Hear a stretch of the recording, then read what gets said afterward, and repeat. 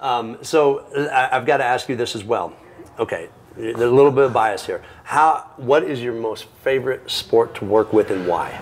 That's kind of a toss-up because each one has their own, no offense, but football linemen are the best.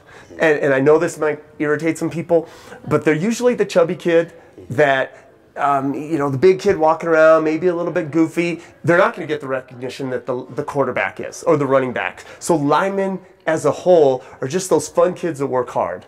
Then you look at wrestlers and, 6 o'clock in the morning, the wrestlers are in there and they're just going full steam.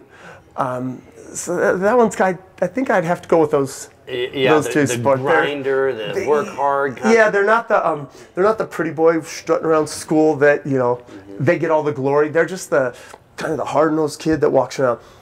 Then again, you have to start look at some of these volleyball girls. Yeah. They work their tail off, and it's one of those sports that it's getting more and more recognition. But that's another fun sport. Well, that's just it. I mean, you're such a diversity, and you brought it up earlier. But when we look at palms and cheer, look at the things that they do from an athletic standpoint. I would put those up against any sport as far as athletic quality, athletic ability, and need of training. Now, how fun is that? Are they a pretty unique group to work with? Actually, it's funny you said that because I'm working out with the Palms team. I thought, you know what? I have a great stretching routine from that Athletes Bodies and Balance. Great routine. I've taken some kids through it, and they're just complaining about how hard it is. I took my Palms team through it, and they're like, I thought we were going to go through a hard stretching. Oh, we're going to stretch. And they were laughing at me.